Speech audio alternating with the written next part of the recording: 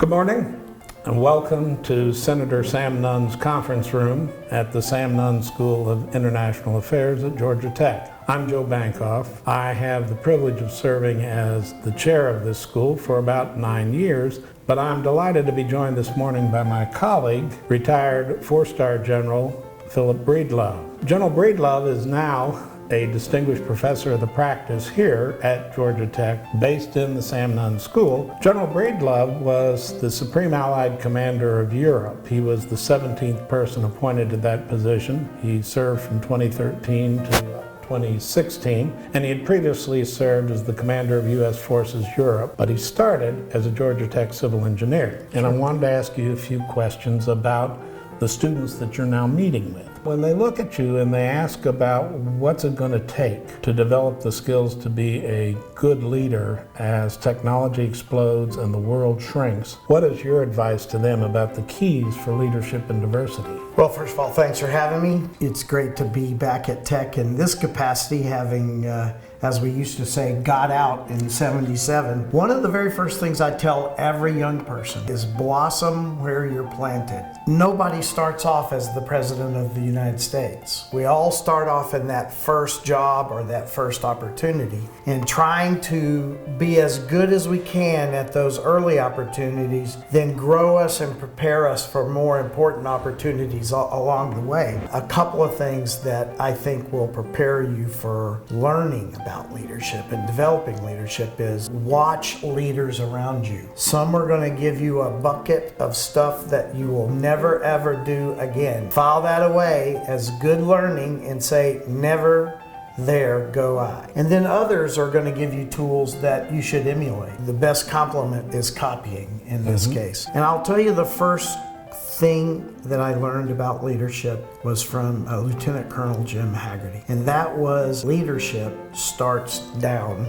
It's focused on the troops. The more senior you get in the military, the less you actually do the mission. And if you keep focused on the people who work for you, your team, leadership will grow in you every day. As a retired general who I know avoids like the plague any political overtones, I would like to just ask, what do you see now as some of the biggest challenges that this country, the United States of America, now faces in 2021? I'm a real fan of a gentleman who was the chairman of the Joint Chiefs, General Marty Dempsey. When questioned by the Senate, he said the biggest challenge to the biggest threat to the American military is the U.S. debt. Most would have thought that he would have said Putin, Russia, nuclear weapons, or rising China, or Iran, or whatever. But the first thing out of his mouth was our debt. I completely agree with that, as I have thought through this. We as a nation are, as we all know, spending far faster than we're generating. And that will eventually cause lots of things that are dear to us to flatline. We already see pressures on not only military programs, but social programs and other things. What we don't need is to have a destructive competition for that money. The other one that you mentioned in your thought is something that I'm actually proud of the military. We are not a social laboratory. Our job is to fight and win our nation's wars. But what has happened through the decades is the military has been an important arm of change. And we are far from perfect. But the fact of the matter is our militaries have gone a long way to bringing not only gender inequality down, but attempting to bring down, and I think in many cases bringing down all those other things like racism and others. I'm proud that our nation has developed leaders in those diverse fields, and we have far to go.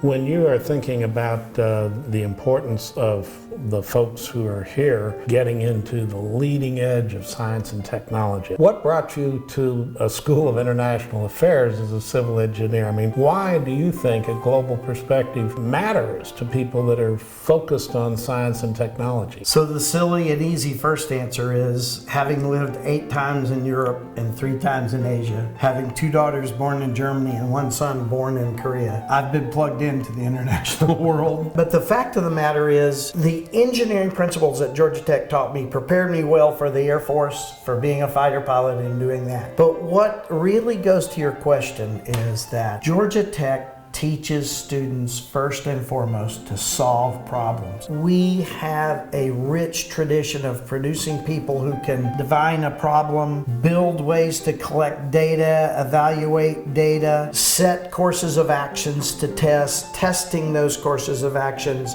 choosing one, executing, and then looping back to start it all over again to refine. This whole engineering problem-solving process is what I did every day of my life as a senior leader. So why do we need to be plugged in internationally? In my opinion, isolationism and retrenchment causes wars. It doesn't prevent wars. And so we as a nation, I believe, we as a U.S. military, I believe, have to be out and engaged. And even when we have adversaries, we need to be able to be out there to meet them on their turf and try to avoid that ugly thing called war. And if we actually begin to have ugliness, we need to talk more. I think this school is an amazing example of how we can bring a myriad of other people in and train them with our nation's one of its best educations and one of its top tier 1 research facilities, and we create passive communication into the future by doing that. We have a very diverse campus, and so the ability to function effectively in diversity starts with